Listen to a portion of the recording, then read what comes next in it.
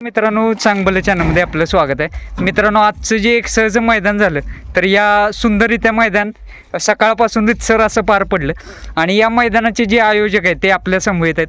तर दादा नमस्कार. नमस्कार. कशा पद्धतीने मैदान एकदम म्हणजे एक प्रकारची जबाबदारी असते की बाबा एखादं मैदान भरवायचं ते व्यवस्थितरित्या पूर्ण संपन्न करण्याची जबाबदारी आयोजकांची असते. काय सांगाल त्याबद्दल? म्हणजे आमचं आत्ताशे हे तिसरं पर्व आहे, बैलगाडी भरवतोय आम्ही.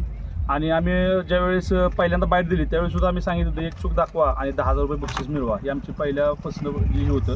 आज सगळे गट सगळ्यांच्या समक्ष सगळ्या प्रेक्षकांनी बैलगाडी चालक मालकांनी स्वतःच्या हाताने गट काढले. सिमी पण त्यांनीच काढले. फायनल चिठ्ठ्यासुद्धा त्यांच्या ह्याच्यात निघाल्या. निकाल हा लाईव्ह प्रक्षेपण आपलं शिनाळ यांनी जे लाईव्ह प्रक्षेपण केलं होतं यांच्यामार्फत आपण सगळे निकाल सगळे व्यवस्थित दिले आणि कुठल्याही मालकाची कोणतीही तक्रार आली नाही. अक्षरशः असं शेवट असं झालं की बैल मालकांना बोलावं लागलं, तुम्ही या चिठ्ठ्या काढा, कारण की त्यांना विश्वास एवढा बसला कमिटीवरती की कुठंच पार्सलिटी हा विषय राहत नाहीये. ह्याच्यामुळे आम्ही शेवट सगळ्यांना बोलून त्या चिठ्ठ्या काढल्या.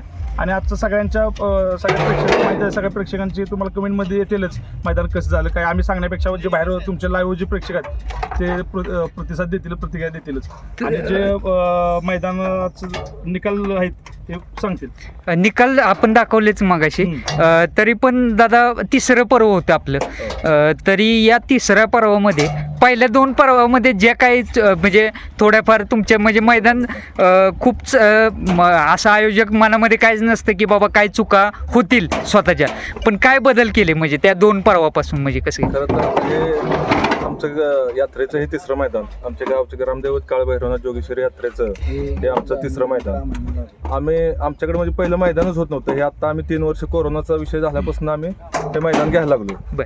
पहिल्या वर्षी जरा आम्हाला रिस्पॉन्स कमी होता. दुसऱ्या वर्षी आम्हाला चांगला, जवळजवळ 209 गाड्या आमच्या इथं नोंदणी झालेल्या होत्या.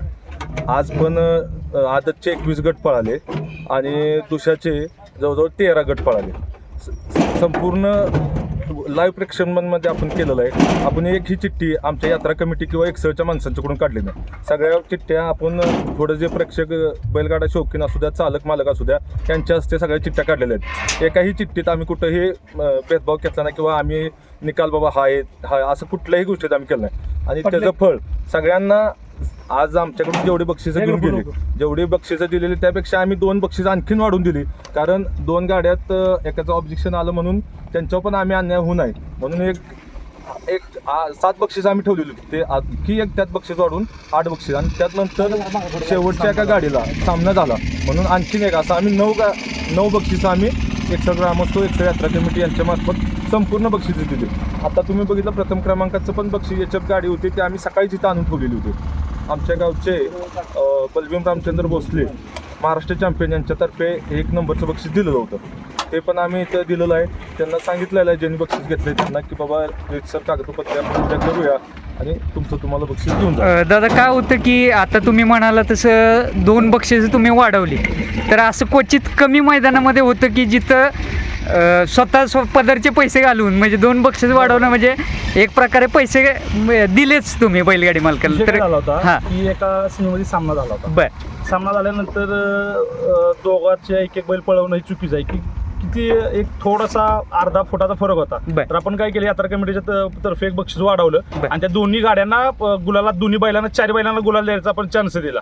बाकीकडे काय करतात की एकच बैल घ्यायचा, ह्याचा एक बैल त्याचा, तसं ना आपण एक बक्षीस यात्रा कमिटीतून वाढवलं आणि ती केलं. दुसऱ्या गाडीचा सुद्धा तसं सामना झाला तेव्हा आपण 30 बक्षीस वाढवलं. आणि विशेष म्हणजे आमच्या पहिल्यापासून आमच्या गावातल्या जेवढ्या गाड्या 4-5 गाड्या पळल्या त्या सिमीला सुद्धा कडनं पळल्या आणि गटाला सुद्धा कडनं पळल्या. हे असं पार्सलेट हा कुठलाच विषय राहिला नाही. पहिल्या गटात पहिली गाडी आमची एक्सेलची 1 नंबर तासानं होती आदतमध्ये. सेमी दुशामध्ये सुद्धा तसं 1 नंबरची तासानं होती. सेमीमध्ये सुद्धा आमची पहिली गाडी पुकारली आमच्या गावातल्याच ज्या बैलाच्या मालकानंच त्या लहान मुलांना चिठ्ठी काढली ती गाडी पहिल्या 1 नंबर तासानं झाली. असं कुठली त्यामुळे पार्सलेट हा विषय कुठला आम्ही म्हणजे असं काय नाही की बाबा सेमीला गाडी पळवल्या म्हणजे गटाच्या गावगाडीचा सेपरेट गट काढलाय असं काय मैदानात होतं आपण बघताय. गावगाडीचा गट आमचा विचार पहिला चालू होता पण आम्ही नंतर सगळं लक्षात आल्यानंतर आम्ही म्हणलं बाबा जिथनं येईल तिथनं मैदान रास्त करायचं तर मग ही करायचं. मी माझा स्वतः सुद्धा बैल माझा आज घरी बांधून आहे. मागच्या वेळेस सुद्धा मैदानावरती मी फायनलला गाडी पळवली असं डायरेक्ट बाकीच्यांचं म्हणणं आलं. गाडी मी रिसर पळून राहिलो होतो पण ती आक्षेप घेतल्यामुळे आज माझा स्वतःचा बैल मी परवा दिवशी भोसऱ्याला पळवलो. मी आता 2 तारखेला सासवड, पण आज मी बैल माझा स्वतःचा घरी बांधून ठेवला जेणेकरून आपण आज रेशो मी निकाली पंच आहे, बोट कोणी दाखवलं नाही पाहिजे आपल्याला. ह्याच्यासाठी हे मैदान आम्हाला रास्त करून दाखवायचं होतं आणि ह्याच्यापेक्षा पुढच्या वर्षी सगळ्यांनी आम्हाला प्रतिसाद आणि चांगला द्यावा. आता 35 गट झालेत, पुढच्या वर्षी 50 गटच्या पेक्षा पुढे जावं. आणि दादा आत्ता 35 गट होणं पण खूप मोठी बाब आहे. कारण काय आहे, आपण बघताय मैदानाचं जे जवळपास नाही म्हटलं तर रोजची 4-4 मैदानं होत आहेत आत्ता सध्या यात्रेमुळं. तर ते मनामध्ये कुठं भीती होती का बाबा गाड्या येतील का नाही आपल्या, आपण मस्त तयारी केली बाबा कसं म्हणजे फोनच आले होते ज्यावेळेस आम्ही बाईट सोडली होती ना निसर्गाच्या नावावरती, त्यावेळेसपासून आम्हाला फोन आले होते. कारण की आम्ही ह्याच्या अगोदर सुद्धा मैदान रास्त करण्यासाठी आम्ही भरपूर वेळा धरपडले. मागच्या वेळेस मी 1-2 मैदान अक्षरशः मी स्वतः बंद पाडली होती. तिथं पर्सनॅलिटी होती ती मी स्वतः मैदान बंद पाडली होती. तिथं नंतर हे सगळा आवाज उठला होता. आणि दुसरी गोष्ट, फायनल हा सूर्यप्रकाशात आम्ही कुठंही हॅलोजन लावला नव्हता. आम्हाला कॉन्फिडन्स होता की 6 वाजता आपण फायनल करणारच. फक्त एक 15-20 मिनिटं लेट झाला पण पूर्ण सूर्यप्रकाशात फायनल झाला. सगळ्यांनी तो फायनल एन्जॉय केला सगळ्या प्रेक्षकांना. आणि विशेष म्हणजे कुठंही खर्चाटलं सुद्धा नाही, कुठल्या प्रेक्षकाला पण खर्चाटलं नाही आणि कुठं आम्ही बॅरिकेड न लावता कुठं कोणालाच खर्चाटलं नाही. एवढी महत्त्वाचा विषय, बैलांना लागलं नाही कुठं नाही, सगळं जी काय झालं एकदम व्यवस्थित झालं. भैरवाच्या कृपेने मैदान पार पडलं. दादा बजर सिस्टीम जी असते ती महत्त्वाची झाली बैलगाडी क्षेत्रामध्ये. आज पण तीच होती बजर सिस्टीम तुमची. तर काय म्हणजे ठराविक वेळेतच गाड्या खाली जाणं आणि ज्या गाडी म्हणजे लेट आल्या अशा गाड्या सोडल्या का वगैरे कसं काय म्हणजे? बजल सिस्टम काय आहे, बजल सिस्टम एक मैदानाला शिस्त लागायचं काम होतंय. बैलगाडा चालक मालकांना काय झाली सवय आता की आपलं नाव 4 वेळा घेतल्याशिवाय आपण मैदानात यायचं नाही. पण त्यामुळे काय होतंय, पुढच्या मैदानाला उशीर होतो.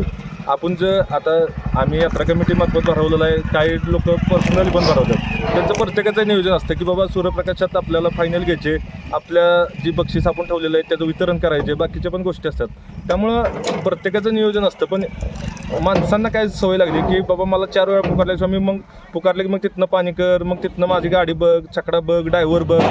ती बजल सिस्टीम असल्यामुळे मैदानाला इतकी शिस्त लागली, त्याचं प्रत्यय आज तुम्हाला आलं असेल.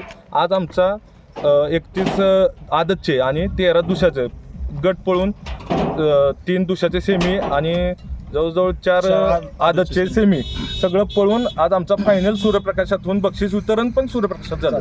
आणि त्याबद्दल मी सर्वप्रथम एकसळ ग्रामस्थ, एकसळ यात्रा कमिटी यांचं अगदी मनापासून सहकार्य करतो. तसेच सर्व बैलगाडा चालक मालक हे इथं उपस्थित राहिले. आमच्या बैलगाड्या शर्यतीची जी शोभा वाढवली त्याबद्दल मी सर्वांचा आभार मानतो. असं सहकार्य राहू द्या, याच्यापेक्षा आणखीन आम्ही चांगल्या प्रकारे काम करण्याचा प्रयत्न करीन.